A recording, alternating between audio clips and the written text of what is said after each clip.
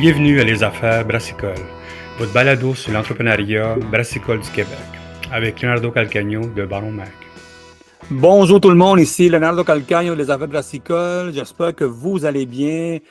Écoute, il fait chaud, il fait beau. J'ai bien hâte de pouvoir enfin commencer à sortir partout pour boire de la bière. Puis du phare, bien sûr, le phare. Moi, j'adore le phare. C'est bien hâte de faire ça. Comme vous savez, nous autres, on vient d'arriver du Down East Brew Conference of Fredericton. C'était un trésor de retour bien long, mais bien apprécié d'avoir passé du temps là-bas. On a réussi à avoir plein de discussions, plein de connaissances. On a lancé un magazine en plus là-bas, un journal. On était avec la gang de Can Management. On était là-dedans pour faire des conférences, tout ça. Ça a bien été.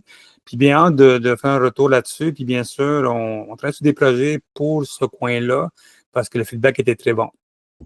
Merci encore à tout le monde de se abonner à Baron Mag. On commence de plus en plus à grossir là-dessus. Bien sûr, il y a la section pro qui grossit tranquillement. Mais là, la section pour la lecture des journaux et du média fonctionne vraiment bien. Ça, je vous remercie tout le monde. On est un peu en retard des envois des magazines, mais on va vous envoyer ça dans pas long. Il n'y a pas longtemps, no, don't worry. So, merci à tout le monde, puis je m'excuse du retard. Aujourd'hui, on fait une entrevue avec une gang, ça fait une autre gang, ça fait longtemps que je voulais parler avec eux autres. C'est une gang que, honnêtement, la première fois que j'ai rencontré cette bière-là, le branding était pour moi, n'était pas pour moi, mais la bière, quand je l'ai ouverte, c'était comme shit, OK, c'est un secret bien gardé dans le monde. Et je pense que tout le monde qui goûte à cette brasserie-là, il voit qu'il y a du travail en arrière de ça, qu'il y en a dehors du côté branding, qu'on n'est pas habitué, bien sûr. C'est une bière de qualité qui travaille très fort. Puis écoute, honnêtement, moi, c'est une de mes bières quand je vais à des parties, j'amène ça. Puis le monde est tout le temps surpris que j'amène ça parce que le monde, il pense que je tripe tout sur le design scandinave. Oui, je tripe là-dessus, mais il y a d'autres choses en vie. Aujourd'hui, on parle avec la gang du domaine Bartium. Comme vous savez, c'est une ferme brassicole qui est à Saint-Jean-sur-Richelieu, bien cachée c'est dans la campagne, man. Puis quand tu arrives là-bas, c'est vraiment beau, belle place pour boire de la bière, tout ça. Puis la vraie bière que j'ai découvert d'eux autres, c'est la série des Cendres de Gobelins. Je pense que le général, j'avais goûté à eux autres. Puis écoute, j'avais beaucoup aimé ça, le côté caramel, les fruits confits, le rôti, les épices, c'était bonne.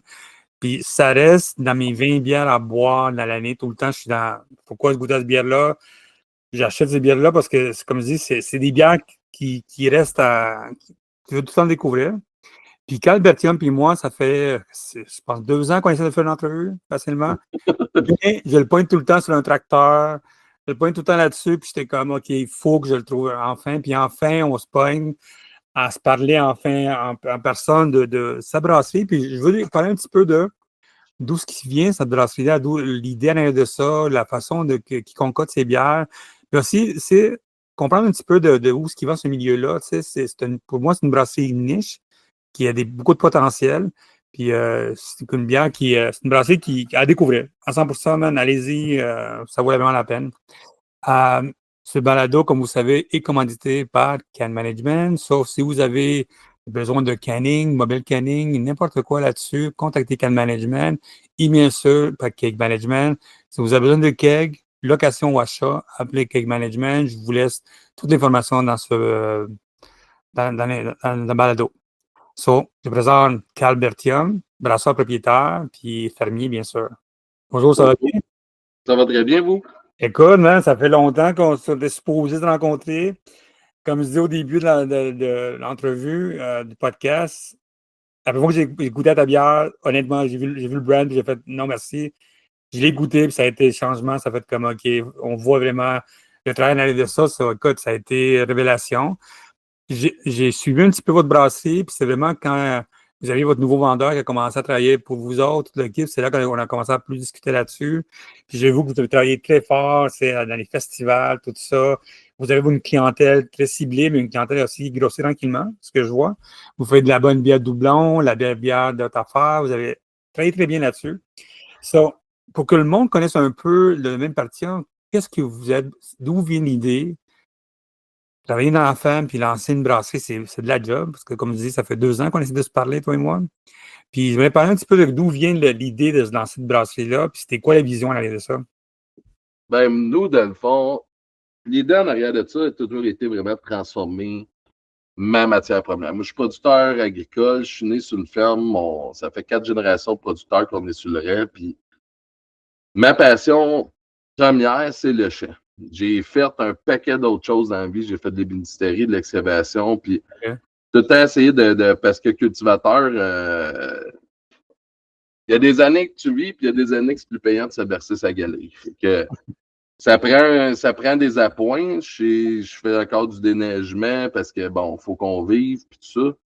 Puis, à un moment donné, j'étais tanné de tout le temps aller dans des choses qui n'étaient pas liées avec la production agricole, que ce soit l'ébénisterie, de l'excavation. L'excavation, tu es dans le champ au printemps, l'automne, tu refuses des jobs, puis l'été, quand tu as du temps, ben, personne ne veut toucher à son terrain parce qu'ils veulent profiter du 2 mois qu'ils ont. Ouais. Fait que tout ça, ça m'éloignait de l'agriculture. Je dis là, on a regardé, je voulais m'en aller vers de quoi qui était directement lié à la culture. Je me suis marié là, à 13 ans, puis on est parti. On n'avait naturellement pas le temps de faire un vrai voyage de noces, fait qu'on est allé une couple de jours dans le coin de Québec, puis on a arrêté dans les vignobles, puis là, je me suis mis à jaser un peu avec les propriétaires, à dire, bon, ben, est-ce qu'ils vivent de ça? Quelle grandeur? Puis comment? Puis on a décidé, suite à ça, de partir un vignoble. À l'époque, je connaissais rien à bière, rien. Ben, je savais même pas, à l'époque, c'était même pas connu que de la bière, ça venait du grain ou de l'orge, ou, tu sais, le vin, on savait que c'était du jus de raisin, mais le cidre, mais la bière, dans la tête du monde, c'était du houblon. Puis encore aujourd'hui, il y en a beaucoup qui pensent que de la bière, c'est de l'alcool de houblon. Ceux qui ne sont pas au courant, le houblon ne fait pas vraiment d'alcool. Mais là, on a décidé, on a regardé, ça pourrait être une idée de partir le vignoble, puis tout ça. Puis à force de développer ce côté-là, maintenant, je parle avec un ami à mon oncle, je dis, hey, ça pourrait être le fun de faire de la bière aussi. Je suis un gros amateur de bière. J'ai grandi comme beaucoup de ma génération avec une maudite dans les mains. Puis on vient de là, puis j'ai tout aimé les bières foncées, les bières rousses, de quoi que du goût, que du corps. Puis là, en parlant avec un ami à mon oncle, il me disait, hey, je brasse avec. Il brassait avec Pierre Toussaint, qui, je ne sais pas exactement, il est rendu dans le domaine aujourd'hui, mais qui est un autre maître brasseur encore aujourd'hui. Il dit, je vais te prêter mon kit, puis tu devrais être capable de brasser. Fait que là, ils m'ont prêté un kit. J'ai été voir, on était au début des récoltes. J'ai passé mon automne, à chaque fois que j'attendais que le truck remonte dans le champ, j'étais assis sur ma batteuse, j'allais voir sur mon cellulaire, sur les premiers sites amateurs de l'époque, comment faire de la bière, puis tout ça, puis décortiquer comment on l'a fait, bon, lire des recettes et regarder les commentaires, c'est de comprendre quel grain apporte quoi, puis comprendre la bière avant même de brasser. Quand j'ai fini ma saison, on a beaucoup de temps dans la saison à regarder. Je me mettais des vidéos, puis partant à sa batteuse en continuant ça. Quand j'ai fini, j'ai monté une recette. J'ai peut-être un amateur de Scotch Ale. Il n'y en avait pas beaucoup. J'ai monté une recette selon ce que je pensais un peu d'avoir essayé. J'ai été chercher des grains. J'ai goûté les grains. J'ai recorrigé quelques petites affaires selon ce que je pensais. Puis ça a donné que ça donnait à Général. Okay, Ceux qui la connaissent, ça a été la première bière que j'ai écrit et brassée dans ma vie. En regardant un paquet de recettes, puis en lisant un commentaire, puis en disant, ah, ben ça a de l'air bon, mais il me semble que je boosterais ça, puis c'est un essai, puis ça a donné qu'elle est bonne. J'ai monté une série de recettes comme ça qui se sont avérées être bonnes. Fait que là, j'ai dit, OK, j'ai pas besoin d'engager un brasseur ou un maître brasseur pour me montrer ou pour que je vais pouvoir le faire. Puis on a décidé de partir la brasserie en premier parce que, on a planté à vigne. Donc, le but, moi, c'était toujours été de faire bière bien spiritueux. Okay. Dans mon ultime, là, la vision de rêve, là. Là, on a le vignoble, mais on n'a pas encore les installations pour faire le vin. Ça devrait arriver d'ici une couple d'années. Puis, tranquillement, on a dit, on va partir la bière vu qu'on s'installe et on peut la faire tout de suite. Finalement, il y a tellement de retard sur tout, comme bien des projets. Et quand la bière est arrivée, on aurait été quasiment prêts à faire du vin. Puis là, c'est un qui entraîne l'autre. Puis là, on a décollé avec la bière, mais le but a toujours été de transformer, tu sais, c'est ça qu'il y en a qui disent, ah, tu penses à faire du contract brewing, tu sais, les temps sont difficiles. C'est la ferme qui est le cœur de la business. Si je sors la brasserie de la ferme, à faire son cœur, elle meurt pour moi. OK. le plus important, c'est la ferme. J'aime attirer le monde chez nous parce que j'aime parler de mon métier de cultivateur. J'aime présenter c'est quoi l'agriculture au monde, expliquer de où ça vient, c'est quoi les contraintes qu'il y a, de démêler un peu qu'est-ce que le monde mixe entre le biologique, l'écologique, les cultures raisonnées, les OGM. C'est tous des sujets que je suis capable de parler, que j'aime, je suis passionné. Puis en ayant une brasserie chez moi, quand tu reviens du champ, puis tu t'en vas t'asseoir avec le monde, tu prends une petite bière ou une petite eau boulonnée, dépendant comment tu es fatigué, tu te mets à jaser de ta passion. Autant celle de la bière, qui est une passion que j'avais comme en parallèle, qui, quand j'étais jeune, jamais j'avais pensé qu'un jour je pourrais brasser de la bière. À cette époque-là, c'était des magiciens qui brassaient de la bière. Puis, finalement, ça en a découlé à la brasserie telle qu'aujourd'hui. Éventuellement, on veut faire le vin, éventuellement, puis là, on a rentré dans les marchés. J'ai développé, tu sais, il y en a beaucoup qui vont me considérer comme spécialiste en Scotch Ale parce que, bon, je suis un fan, fait que je brasse ce que j'aime aimer, puis j'ai monté recettes pour que moi, je les aime, puis après ça, ben, on en a une trentaine de variétés qui se pitchent dans toutes les directions, mais le bout que j'aime de ça, c'est jouer avec des goûts. OK. Ça a bien comblé mon côté artistique qu'il y a moins dans mes autres travails, le côté création, puis tout ça. Puis j'ai tout le temps été un fan de médiéval fantastique, de GN, de cet univers-là. Puis c'était un thème qui n'était pas exploité à l'époque, puis c'est un thème que j'aimais bien. Fait qu'on dit, regarde, on se lance dans le monde médiéval fantastique pour le brand. Fait que ça a été cherché comme une autre passion que j'avais, tout cet univers-là, les Donjons Dragons, les GN, les jeux vidéo médiéval fantastiques, les films, c'est une univers que j'aimais, fait que ça a permis de combler de rassembler trois passions ensemble, puis essayer d'en faire un métier. Toi, t'es plus brasseur côté guts ou côté plus technique, toi? Moi, en fait, je suis un gars mon cerveau travaille très technique. C'est un TDA qui n'arrête jamais et qui pense tout le temps. Mais je comprends les principes. J'ai réussi à apprendre vite à brasser parce que je vais lire, je vais comprendre les principes, puis après ça, je vais aller m'amuser et surfer là-dedans. Mais quand que je vais venir créer une recette, ça ne sera pas technique partout. Ça va être juste un feeling, puis je veux retrouver un goût, puis là, je vais m'asseoir devant mon écran, puis je l'écris, puis je lis chaque ingrédient un après l'autre, puis je goûte la bière dans ma tête en l'écrivant, puis là, c'est vraiment du feeling, puis ça, c'est le bout qui me fait triper, puis de faire une bière avec une thématique, puis de dire, comme la bière du salon médiéval, c'est arrivé, il voulait le personnage, c'est un impérial russe, c'est un archange, puis c'est une impératrice. J'ai dit, bon, on va pas faire une bière pour mettre ce dessin-là dessus. On va faire la bière qui fit avec l'image que vous voulez donner. Puis si cette image-là que vous voulez donner à votre événement, mais c'est logique que la bière fit aussi avec le.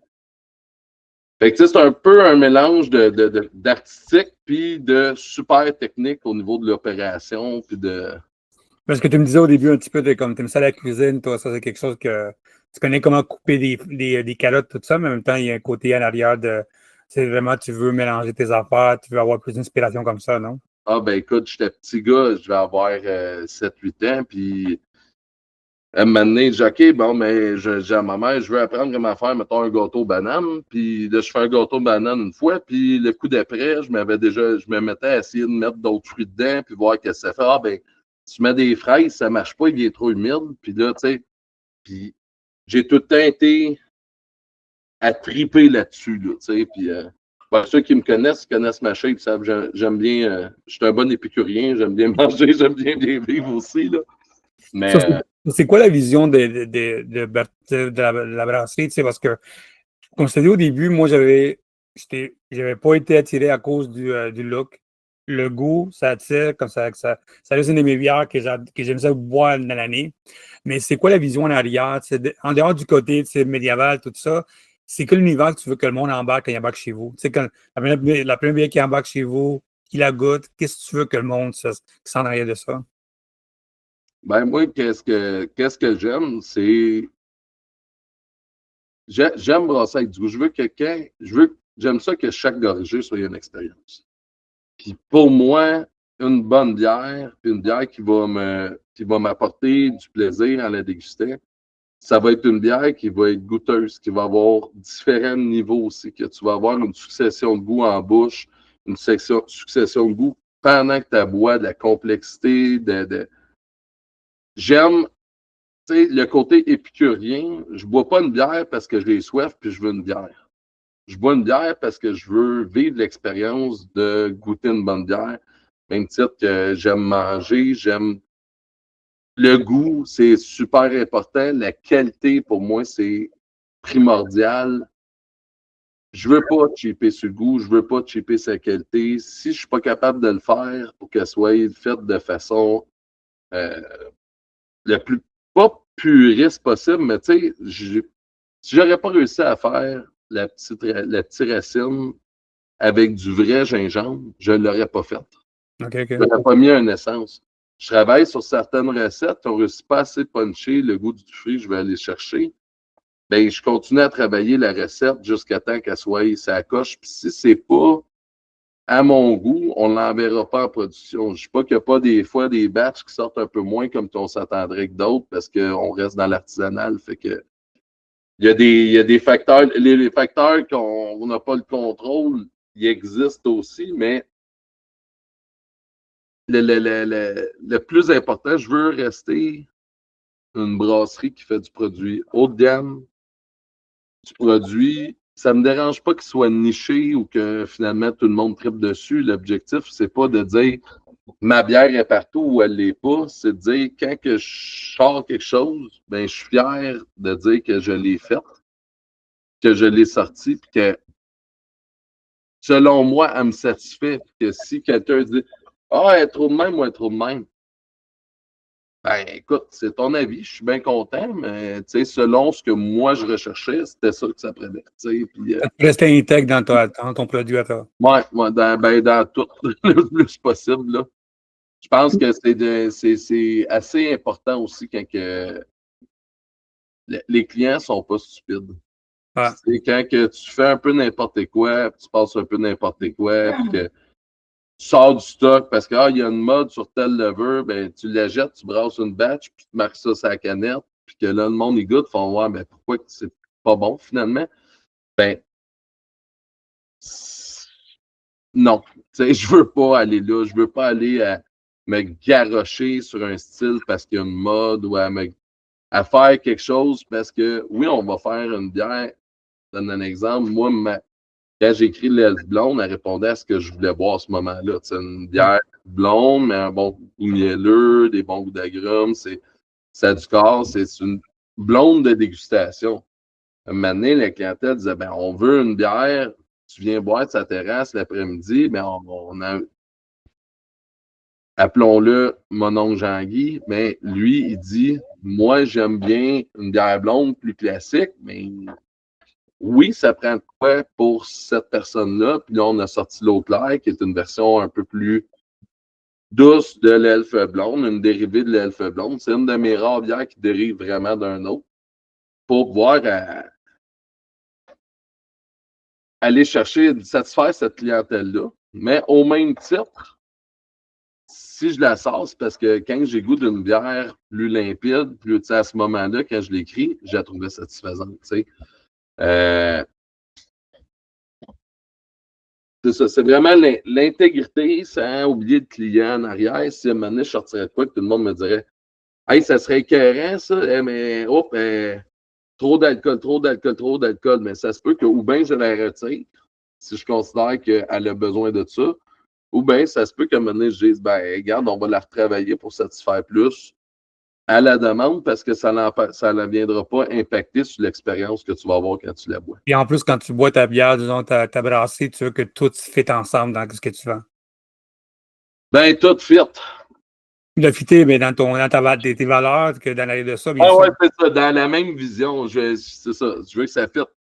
Si je brasserais pas une bière qu'au final, la première chose que tu as le goût de dire, c'est ça goûte l'eau.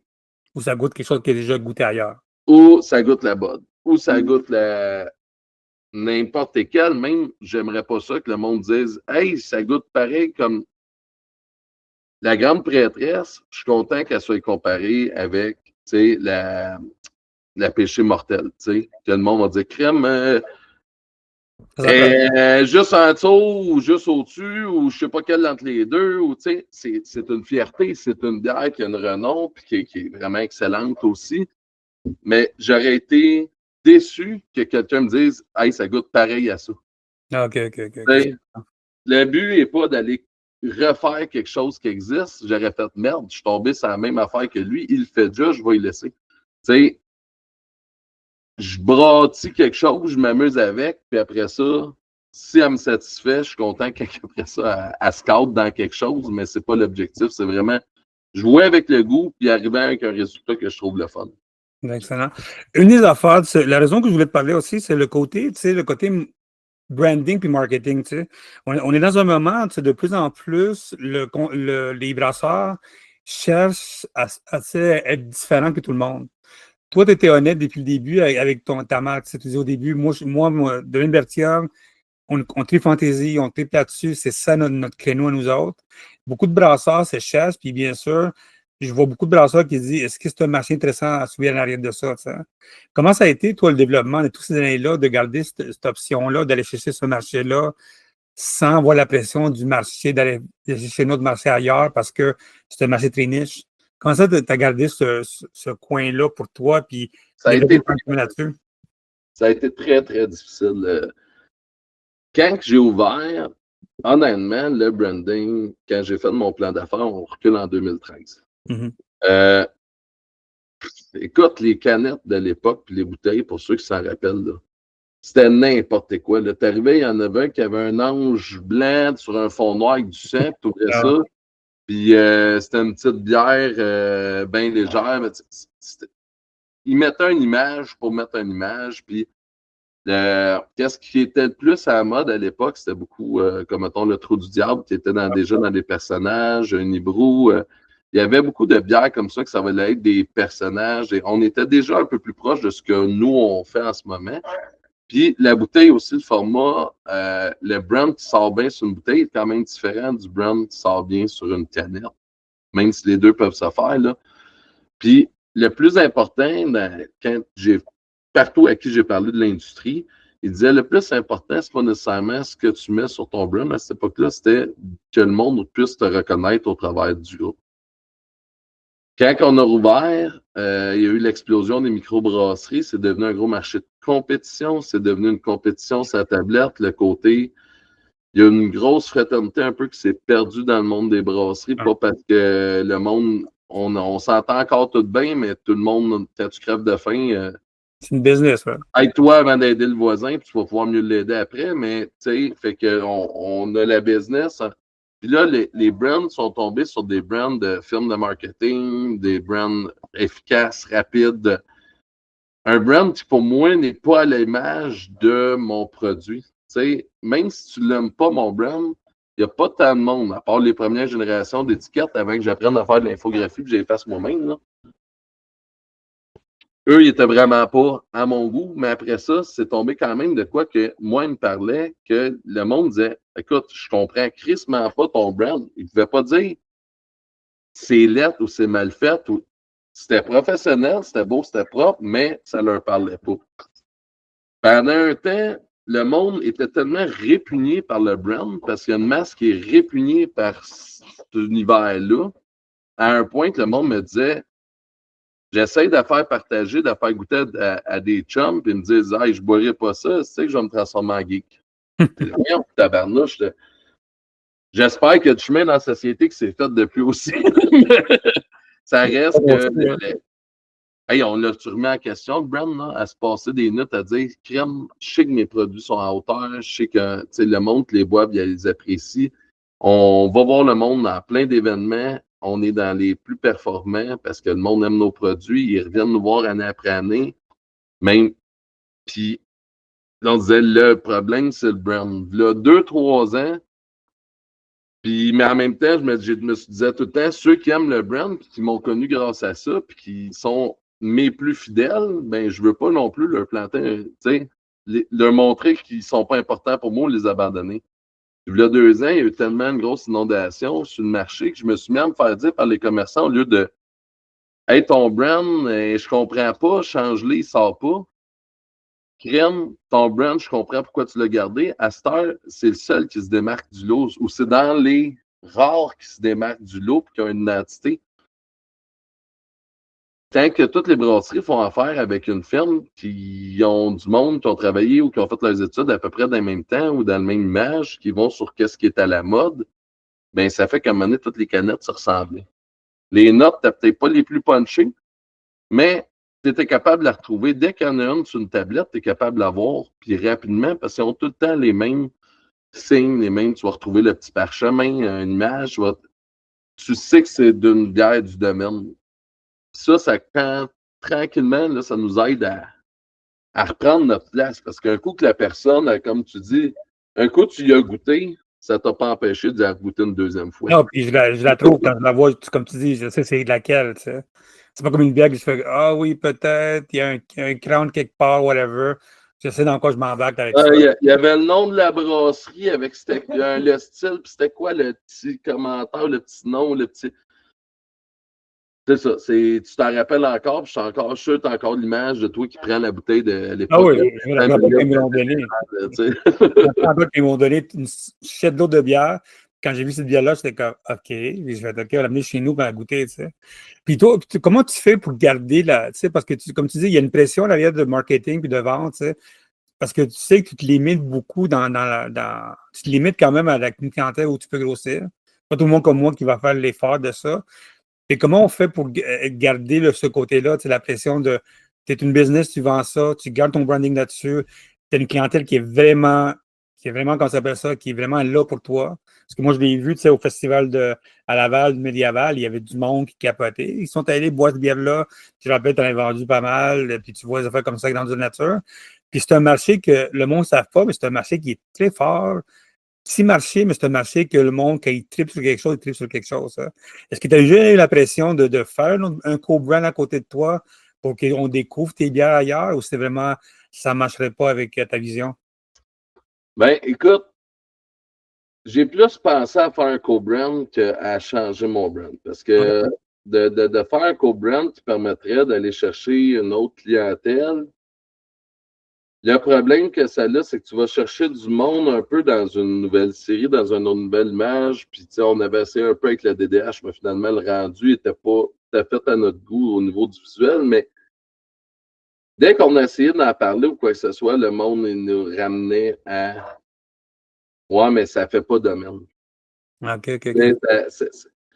C'est positif puis c'est négatif. Le monde a quand même associé le brand à la brasserie puis la brasserie au brand. On est un peu pris dans cette espèce de roue-là. Mais d'un autre côté, regarde le nombre de fois que le monde, j'ai vu des gars, ils arrivent, hey, voyons donc, bave de troll, c'est donc bien dégueulasse. C'est quoi l'idée d'écrire ça sur la canne? Puis là, ils en boivent toute la veillée. Puis le lendemain, c'est hey, regarde, je bois de la bave de troll. Puis l'année d'après, hey, bave de troll, je veux un coton watté. Tu sais, le monde s'en rappelle. Je me rappelle d'un de mes anciens représentants, il se faisait poser la question pourquoi t'en rappelles-tu des noms? Sainte Gobelin, bave de troll, ça te dit-tu de quoi? Ben oui. Mais c'est quand même fort aussi, je pense, à long terme. Peut-être pas dans le marché qui est surinondé, qu'on est en sursaturation dans le monde des microbrasseries. Ça, l'industrie au complet s'accorde pour dire que malheureusement, c'est ça. Mais même que ça soit plus stabilisé, plus placé, je veux être dans ceux, je pense que mon brand va m'aider à être dans ceux que le monde va se rappeler dans 4, 5, 6 ans, 7 ans, 10 ans. Je suis sûr que je fermerais les portes demain matin, puis tu dirais bave de troll dans 10 ans. Puis pour une grosse partie de la population qui connaissent la bière, ça leur ferait encore penser à de la bière.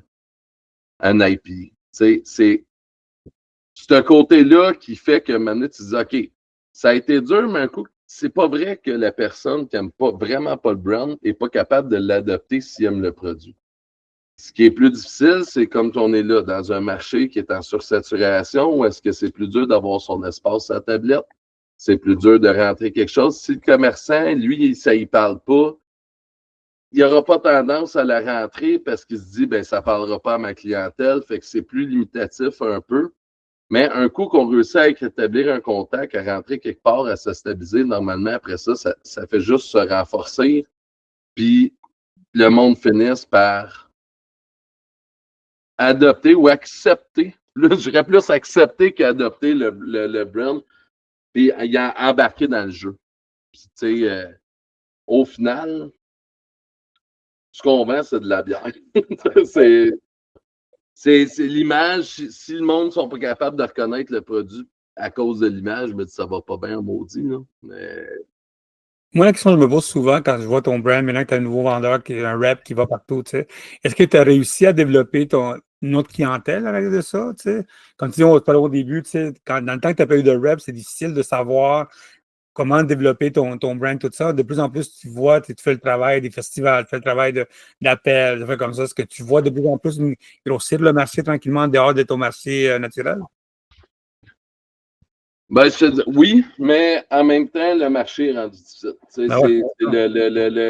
En ce moment, pour tout le monde, c'est rendu difficile de réussir à ouvrir des nouvelles portes. Là, on travaille à maintenir la clientèle qu'on a, à continuer à offrir un bon marché. On continue à tenter ou à faire de l'expansion. Mais c'est quand même difficile. Puis, tu sais, j'ai tout le temps été relativement proche de mes marchés parce que même si on n'avait pas de représentant direct, on faisait quand même des appels un peu dans l'année. Puis, il y avait, tu sais, petit business, beaucoup de monde multitask. Puis, j'ai tout le temps été prendre le pouls aussi en événement. Je trouve que les festivals, ça a tout le temps été... c'est une belle lecture de la réponse du monde. Tu l'as dans la face. Puis, moi, d'aller me mettre un peu de côté et de regarder comment que le monde réagisse en avant de mon stand, c'est que j'aime ça, je vais chercher des lectures. Oui, d'avoir un représentant aujourd'hui, on n'a plus le choix, c'est primordial. Est-ce que le brand, la question c'est comme plus, si le brand aujourd'hui est encore là ou c'est le... C'est le client qui est encore là. C'est le client qui t'a développé plus de clients en dehors de ton client normal. Parce que oui, il y a une difficulté quand même, mais est-ce que le monde comme tu disais au début, ils sont plus ouverts à aller chercher ta bière? Est-ce que le magasin. En ce moment, c'est qu'il y a une fermeture à des produits. Okay. On t'appelle, tu dis microbrasserie, puis ben, je suis loadé.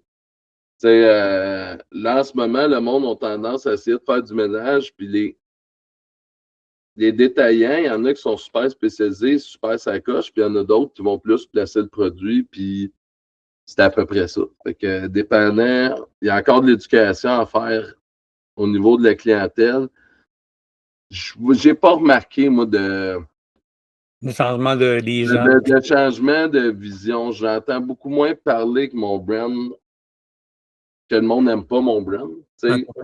Un bout de temps, ça n'était dérangeant. Tu dis, regarde, ça vaut pas vouloir m'affecter. Est-ce que quand tu te dis 4 fois par semaine, tu as ton brand est lettre, tu dis, Colin, c'est fatigant, mais j'entends plus vraiment ça. Mais le marché, en ce moment, je te dirais que je pense, pour moi, il est bon dans le sens que dans la condition qu'on est, quand j'entends d'autres brasseries autour qui n'arrachent plus que moi, il y en a qui ferment, il y en a qui sont sur le respirateur.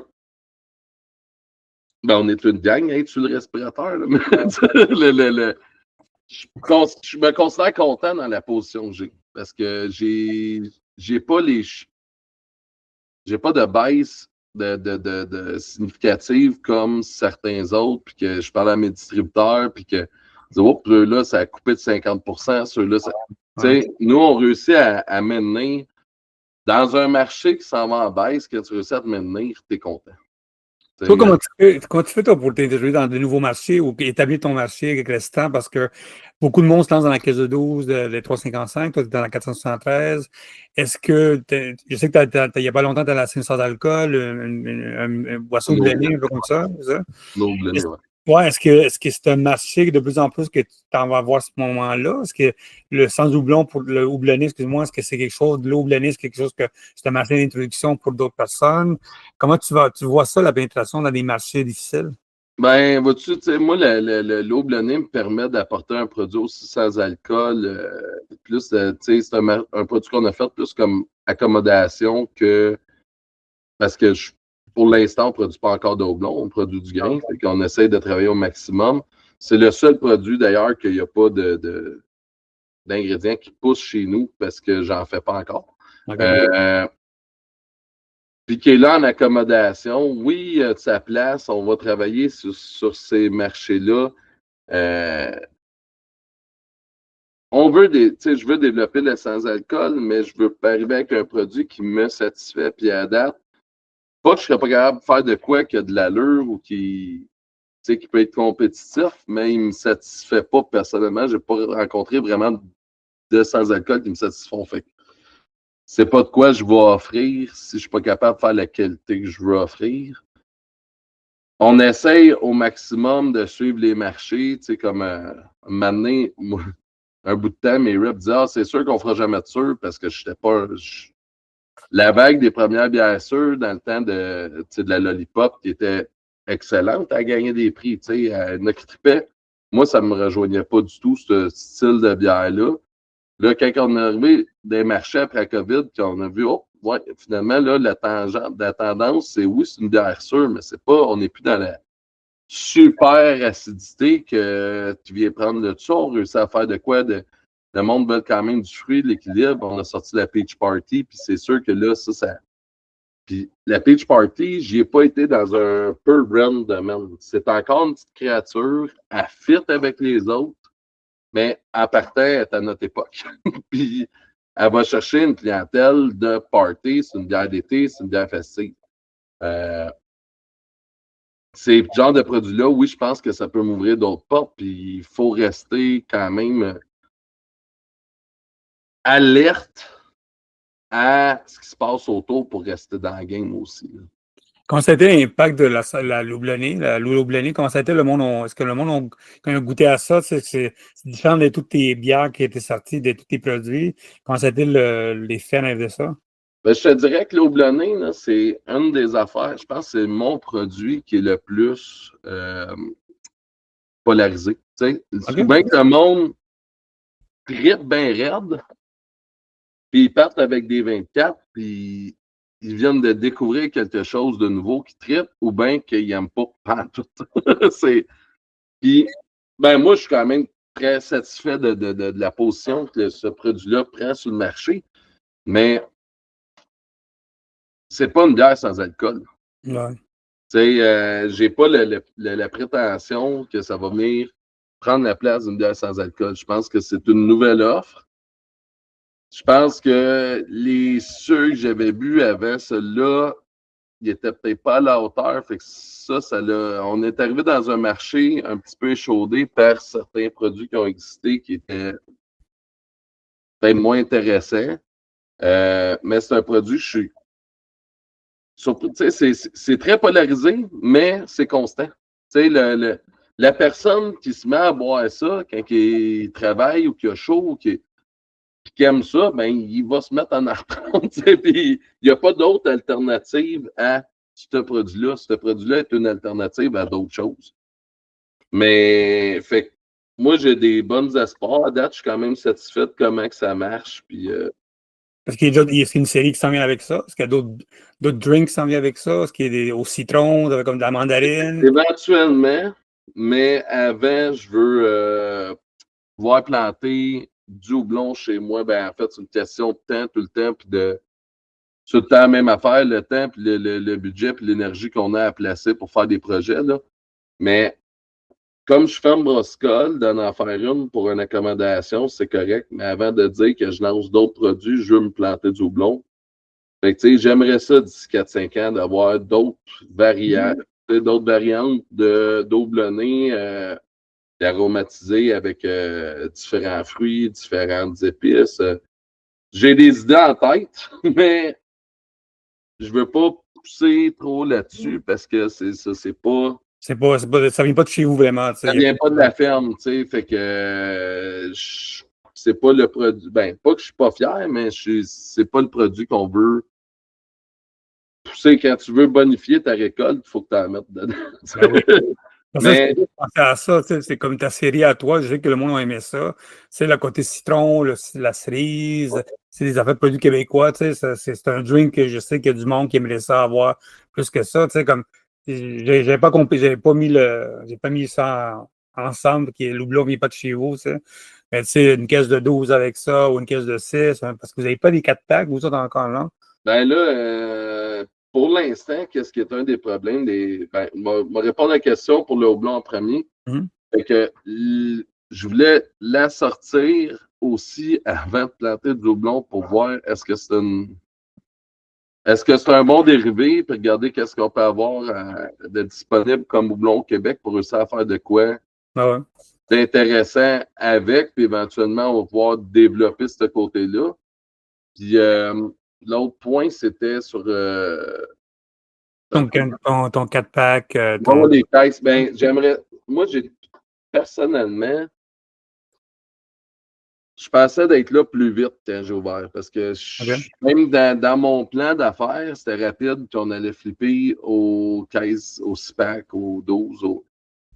Parce que les marchés étaient quand même différents aussi à cette époque-là.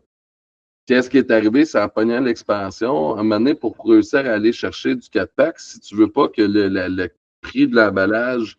Tu sais, quand le prix de l'emballage coûte une demi-canne, puis tu veux mettre un 4-pack, ça coûte cher au client, puis là, soit que tu l'assumes pour essayer de booster tes ventes, des fois tu te tires d'un pied, ou soit tu vas chercher, tu dis on fait un 4-pack, mais il faut que j'en imprime 15 000 boîtes. Mais pour qu'elle revienne à un prix qui est décent. Mais on n'a pas. Pour l'instant, on n'a pas les volumes pour pouvoir dire si ça vaut la peine. Puis je ne veux pas le faire sans avoir le volume parce que je trouve déjà que, personnellement, je trouve que dans le marché en ce moment, un des gros points qui nuit aux microbrasseries, c'est les marges de profit des détaillants. Dans le moment que moi j'étais là, on parle de 30 à 50 d'augmentation de la marge de profit. Puis là, on parle de doubler la marge de profit des commerçants. Avant, on parlait de 15 à 20. Puis là, on est rendu avec du 30 standard. Puis des fois, ça va à 35 Les épiciers qui restent en bas de ça, les clients le savent déjà. Et c'est eux autres qui arrivent tout le temps à 50 cents, une pièce en bas de. Parce que pour réussir à avoir 50 de ta marge, ou 30 de ta marge, c'est tu payes une pièce. Sur une pièce et 30, tu payes une pièce de 30 cents qui s'en va en profit, puis 70 cents ça va pour le client. Fait que c'est quand même, si tu payes 3 pièces et une pièce, c'est qu'il fait plus de profit que nous autres, le détail, le commerçant.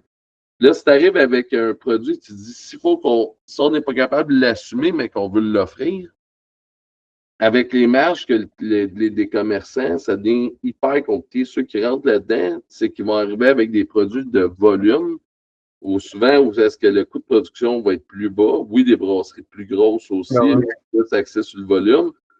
Puis, ils vont faire un produit pas bas de gamme, mais de gamme intermédiaire, ou un produit qui est fait pour une consommation en plus grand volume qu'un produit hyper niché. Il faudrait presque que je refasse des recettes pour être capable de les faire, pour être capable d'assumer comme une caisse. Puis là, tu tombes avec une série un peu grand public. Je suis encore un peu pas sûr de qu'est-ce. Non, puis quand tu te lances dans ça, c'est vraiment tu te lances dans le volume, puis c'est une game différente dans la microbrasserie. Tu es une microbrasserie de volume, comme beaucoup de brasseries sont en train de faire maintenant, puis si tu c'est des scènes noires que tu gagnes souvent, c'est pas des gros marges en arrière de ça. T'sais. Ben, t'as pas de marge, puis ça va pas dans la vision. Tu sais, moi, j'ai fait de l'ébénisterie, je suis un artisan, j'ai tout le temps. Tu sais, là, on retombe. Quand je faisais de l'ébénisterie, je tripais à faire du meuble en bois massif haut de gamme. Pas du meuble à panneaux. C'est ça. Puis même dans ce commerce-là, maintenant, je suis venu devant ben là, au prix que ça coûte faire un meuble de façon plus traditionnelle haut de gamme en bois massif, je ne réussis plus à avoir de clientèle parce que pour, mettons, le tiers du prix, là, ils vont Ikea puis ils ont de quoi qui fait la job. Mm-hmm. Quand je suis arrivé dans le micro, j'ai fait bon, mais je veux pas aller là. c'est un peu lent. Mais j'ai lâché l'ébénisterie parce que je me suis posé la question, je me rends dessus des CNC, puis je me mets à faire de l'armoire de cuisine, puis je pars comme la plupart des ministéries qui sont rendus à faire de l'armoire de cuisine en série, parce que c'est là qu'elle est l'argent. C'est pas là qu'elle est ma passion non plus. Fait que, oui, ça m'aurait permis de continuer à travailler le bois, qui est un autre de mes passions que j'aimais bien, mais je perdais l'âme de qu'est-ce qui faisait que j'aimais ça. Fait que c'était pas la même affaire dans la bière. Je veux pas. Tu sais, si la solution, c'est faire ça pour sauver la business. Il faut se poser des questions, ouais. Je sais pas que je le ferais pas, mais c'est pas la direction. Puis en plus, il faut que je fasse ça pour sauver la business. C'est tout ça que je veux. Tu sais, d'arriver et de dire, bon, ben OK, ben moi, j'ai réussi à inonder le marché avec un produit de gamme intermédiaire quand j'ai passé 10 ans à vendre l'idée au monde que de la bière haut de gamme, ça existe, faire maturer de la bière. J'ai des bières de mes tests que j'ouvre, la plus vieille noire que j'ai bu, elle avait 9 ans. C'est hallucinant, là. Il y a un côté quasiment boisé qui ressort de, tu sais, juste des tanins naturels. Puis là, tu arrives sur leur bord, puis tu dis, ah, ben, on va faire un produit de masse, on va limiter un peu les grains de spécialité parce qu'ils coûtent cher, puis on va booster les grains de base, puis on va couper sur le houblon, on va le mettre juste là, puis là, parce que sinon, oui, il est meilleur, mais ça en prend 2 fois plus. Puis là, tu finis qu'à sortir un produit qui est correct, qui est franchement bon pour, tu sais, à comparer d'un produit super commercial. Ben, il y a des joueurs là-dedans. Puis je veux pas aller là, tu sais. Après ça, tu tombes en compétition avec tous les gros joueurs de l'industrie, puis tu es pris dans cette roue-là. Tu n'es plus capable, quand tu viens, tu sais, autant qu'être trop, disons, je considère qu'on est un peu trop petit parce qu'on a de la misère à offrir autant, idéalement, mettons, un petit peu plus gros, on serait peut-être capable de mener nos prix un petit affaire plus bas, puis ça aiderait notre marché, mais trop plus gros, comme tu dis, tu ramasses des sommes quand tu arrives et que tu vends une caisse de bière que tu dis, c'est parce que sa caisse de bière, le prix que lui avait, moi, elle me coûte pas mal plus cher que ça à produire. Ouais. Surtout, tu as vraiment choisi, t'as choisi ton chemin à toi, le path, comme je dis tout le temps. Il y a des façons différentes d'être un brasseur. Tu as choisi vraiment le côté de la microbrasserie plutôt que le côté d'avoir du volume avec ça. Ben, puis en partant, je ferme Broscol. Ouais. Ça veut dire que mon orge blond, puis là, l'année passée, on a fait du blé, je fais mon orge, vient de chez nous. Fait que, tu sais, 100% de ma base de bière, c'est du malt de micro-malterie.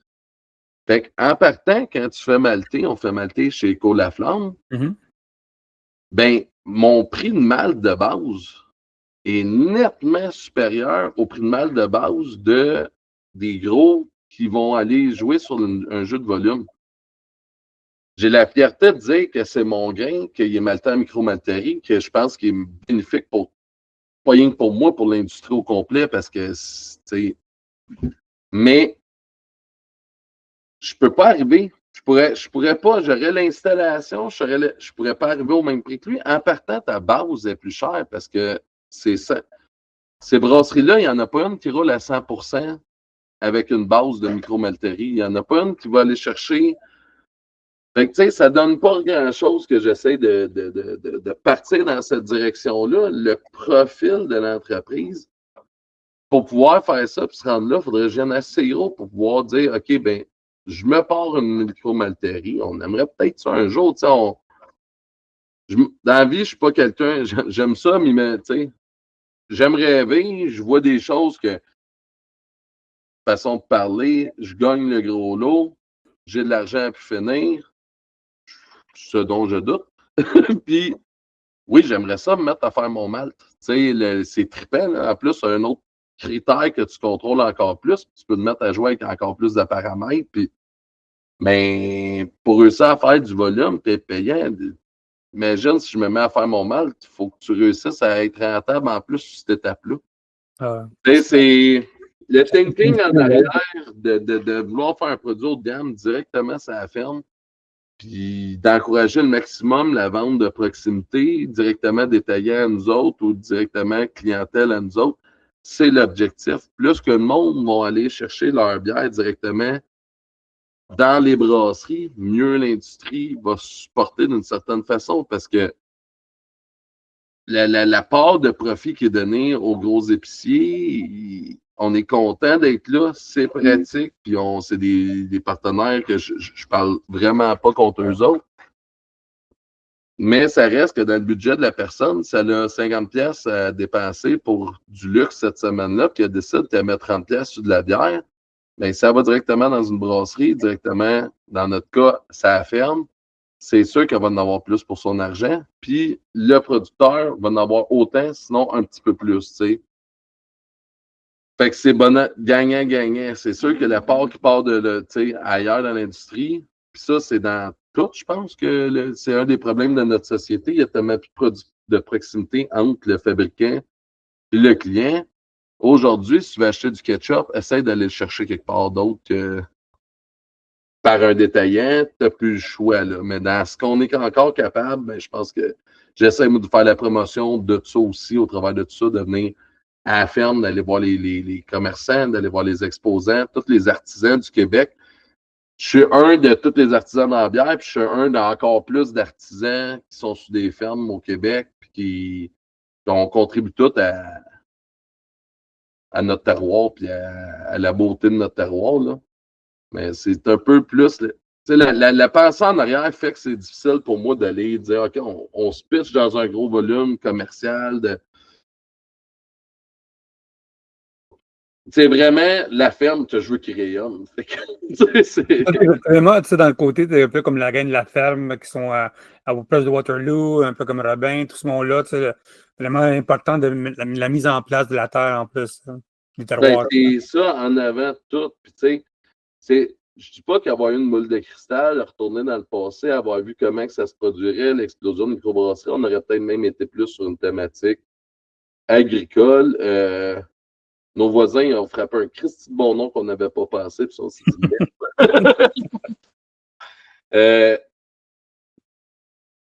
puis mais en même temps, au début, on marquait Femme Brassicole, c'est canettes. On a arrêté de l'écrire parce que le monde pensait que c'était du vin. Parce que ça s'appelait Domaine puis Ferme. C'est vrai, j'avais pensé à ça, oui. Le domaine, ça fait 20, tu sais, ouais. Le logo de base, on avait mis la bière, le vin, le raisin, l'orge, le houblon, puis le tracteur, puis on allait chercher la ferme. Fait que là, le monde dit ouais, mais vous faites pas du vin, on est en festival avec des fûts de bière et des pintes de bière dans la main, puis ils demandent ah, vous, c'est du vin que vous faites? Non. Pourquoi? Parce que ça s'appelle Domaine. Fait que oui, on est resté forcément sur quelque chose de plus agricole, plus poussé sur à reculer, mais je regrette pas non plus mes choix. Aujourd'hui, c'est plus difficile, mais je pense qu'on va sortir plus fort à long terme. Là. Moi, une affaire qui me fascine souvent, c'est que la ferme, tous ces brassiers là-bas, tu sais, on est dans un moment où il y a beaucoup de dépanneurs spécialisés qui ferment, beaucoup d'étayants, tu sais, moi j'en parle souvent. On va souvent dans le métro, au IGA, tout ça. Avec l'appel des détaillants spécialisés qui peuvent expliquer ta bière à toi, comment tu te mets en arrière, expliquer au monde, éduquer le monde sur tes bières quand il n'y a plus la personne les détaillants spécialisés? C'est compliqué. C'est pour ça qu'on fait beaucoup de festivals et d'événements parce que ça reste notre plus grande fenêtre envers le public. Surtout que la situation, comme tout le monde, est difficile. Fait que tu ne te mettras pas à les mettre des pancartes sur le bord de l'autoroute pour dire que tu existes. Mais c'est vraiment les festivals, j'aime la réponse de tout ça. Les spécialisés, je te dirais que pour moi, là, je suis là depuis un petit bout, puis autant, je nomme pas personne, je pense, j'ai pas personne en particulier en tête, mais quand tu te ramasses dans un marché, tu dis, moi, là, je vais être un vendeur de bière spécialisé. Tu as 1500 produits sur le plancher, parce que ça a monté des affaires. Vite, là, des places, dans le temps, avant que je commence, celui qui en avait le plus, il y en avait 835. Il savait qu'il y en avait 835. Et vous autres, 835, c'est peut-être pas le chiffre exact, mais l'épicerie des Halles était à 600 cucs, puis je me souviens plus c'était qui était à 800 pays. Parce que c'est lui qui me l'avait dit, tu sais, parce que c'était son compétiteur, puis il dit, seul t'en as le plus que moi, c'est un tel, je pense, dans le coin de Québec. Puis après ça, ben là, t'en entends plein là, qui disaient, ah, ben, j'ai 800 produits, j'ai 700 produits, j'ai 600 produits, j'ai 1000 produits. T'as beau être spécialisé, c'est impossible que tes vendeurs connaissent les produits. C'est là qu'on est tombé. Quand c'est devenu une certaine expansion, les épiceries spécialisées, pour moi, ils ont perdu un petit peu leur plus-value puis leur rente. Puis je pense que c'est ça qui a fait que tranquillement sont mis à planter. Les premières et les épiceries spécialisées de l'époque, les nouveaux étaient formés. À chaque nouvel arrivage de bière, ils prenaient le temps de goûter à tout, faire goûter à toute leur équipe.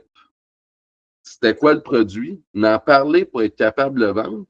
Puis les nouveaux qui arrivaient, il y avait une formation sur tous les produits, puis ils leur disaient, regarde, essaye d'en goûter au maximum. Puis souvent, même nous autres, n'importe quel commerçant qui nous disait, hey, je veux faire goûter, on donne les bières pour on les offre pour les dégustations, tout ça. Mais avant, ils le faisaient. OK. Quand tu arrives dans une épicerie, que le gars, il dit, ah ouais, je suis super spécialisé, mais il a engagé, excusez le terme, 2-3 Beer Geeks pour les mettre en place parce qu'eux autres ils avaient l'air de bien connaître ça, mais qu'il y en a un qui trippe bien sur les pas, puis l'autre qui trippe bien c'est sour, puis c'est bière brettée, puis que un qui se promène à travers un peu tout ça, mais qui n'a pas un tabarouette qui a goûté les produits. Tu sais, ils vont recevoir des arrivages, ils vont goûter certains produits, mais quand tu es rendu avec... Tu peux pas être un spécialiste de... À une époque, tu pouvais presque connaître tout ce qui se vendait au Québec. Moi, quand je découvrais une bière que je n'avais pas bu avant d'ouvrir ma brasserie, on l'achetait parce que tabarouette, une bière que je ne connais pas, c'était rare, tu sais, qui était dans ton coin. Puis quand tu te promenais, tu rentrais tu faisais 4 heures de route avant d'arriver dans une nouvelle microbrasserie. Fait que tu faisais une tournée des bières, puis tu voulais connaître après tout ce qui se faisait au Québec.